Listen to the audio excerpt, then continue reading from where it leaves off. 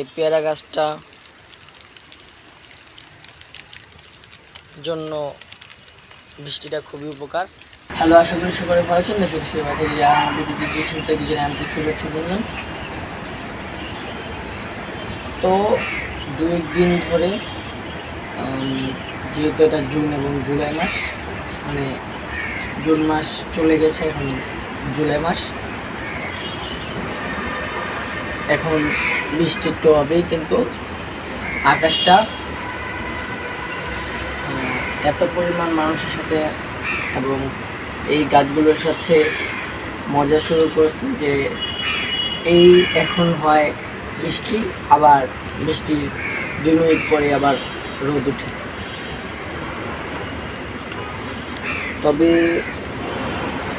যেটা প্রকৃতির নিয়ম সেটাই হবে। তবে আপনাদের একটু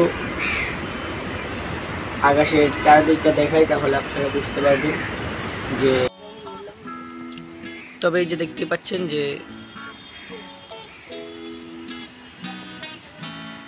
মানে প্রচুর চারিদিকে মেঘ, এখন বৃষ্টিও পড়া শুরু হয়ে গিয়েছে অল্প অল্প। তবে বৃষ্টি হওয়াটা ফুল গাছের জন্য তেমন একটা ভালো না, কিন্তু ফল গাছের জন্য খুবই ভালো।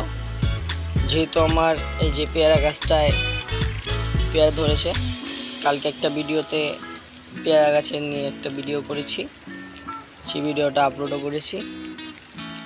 এই ভিডিওটা এই পেয়ারা গাছটা জন্য বৃষ্টিটা খুবই উপকার, এবং যে আম গাছটা রয়েছে এই আম গাছটার জন্য মোটামুটি ভালোই বৃষ্টিটা এই আম গাছের জন্য। এই যে আম গাছটার ভিতরে নতুন করে আমের ডাল গজিয়েছে, আর এই আতা ফল গাছটার জন্য বৃষ্টি অনেক ভালো। এই যে আতা ফলের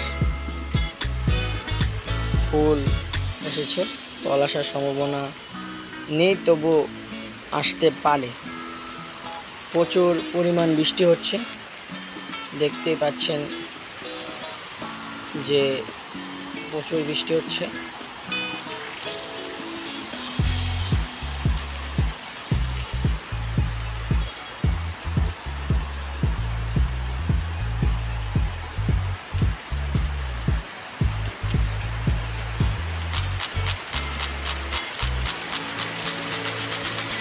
এখন মুষলধারায় বড় বড় ফোঁটায় বৃষ্টি পড়ছে।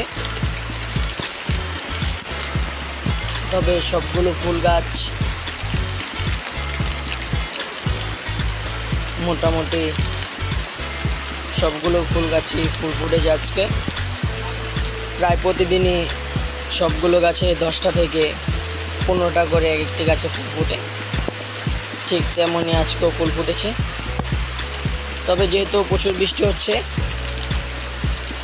এই পেয়ারা গাছ এবং যে ছাদে যে ফল গাছগুলো রয়েছে, অন্যান্য ডালিম গাছ,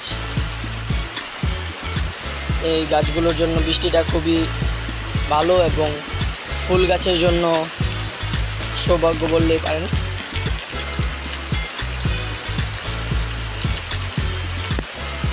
তবে এই ছিল ভিডিও, সামনের কোনো ভিডিওতে দেখা হবে নেক্সট কোনো বিষয় নিয়ে, নেক্সট কোনো টপিক নিয়ে।